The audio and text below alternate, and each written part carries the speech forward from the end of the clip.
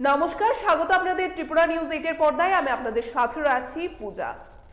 আজ প্রথম নয় যে ঘটনাটি আমরা আলোচনা করতে চলেছি, এই ঘটনাটি গোটা দেশের বিভিন্ন প্রান্তে বহুবার উঠে এসেছে। ত্রিপুরা রাজ্যেও আমরা বহুবার এই ধরনের ঘটনা উঠে আসতে দেখেছি।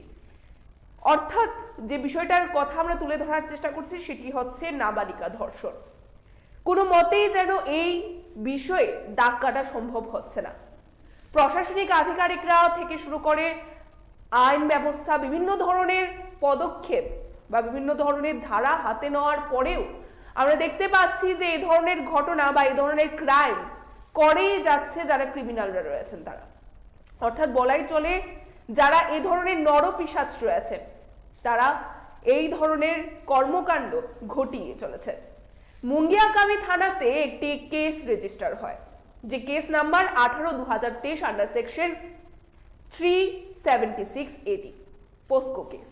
এবং সেখানে জানা যায়, গোটা ঘটনার বিবরণে জানা যায় যে লক্ষ্মী পুজোর রাতে দুটি নাবালিকা মেয়ে বাড়ি থেকে বের হয় প্রসাদ খাওয়ার জন্য তাদের কিছু বন্ধু বান্ধবদের সাথে, এবং সেখানে 3 জন নরপিশাচ সেই একাকিত্বের সুযোগ নেয় এবং সেই 2 নাবালিকা মেয়েকে একটি নিঝুম জায়গায় নিয়ে গিয়ে সে 3 নরপিশাচ তাদের পাশবিক লালসা মেটায়।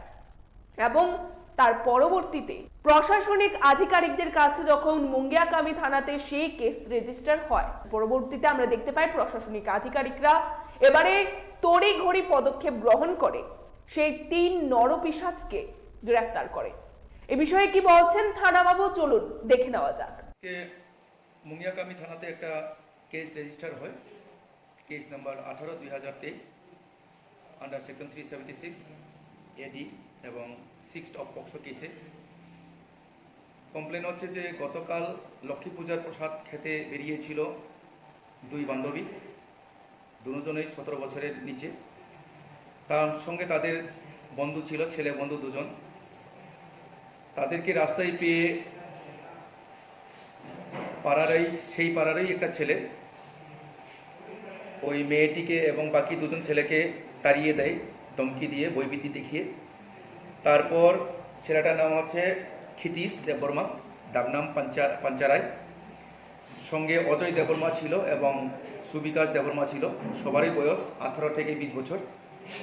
জবরদস্তি তুলে নিয়ে গিয়ে নির্জুম জায়গায় গিয়ে গণধর্ষণ করে এবং সেই কমপ্লেন পাওয়ার পর কেস রেজিস্টার করার পর তদন্তে নেমে সঙ্গে সঙ্গে আমরা 3 জন যে আসামি যাদের এগেনস্টে এলিগেশন আছে 3 জনকে আমরা অ্যারেস্ট করেছি এবং আগামীকাল করে আমরা সুপার করব। এখনকার মতো সংবাদ এখানেই শেষ করছি। পরবর্তী বিভিন্ন আপডেটস দেখতে অবশ্যই চোখ রাখবেন ত্রিপুরা নিউজ 8 এর পর্দায়। নমস্কার।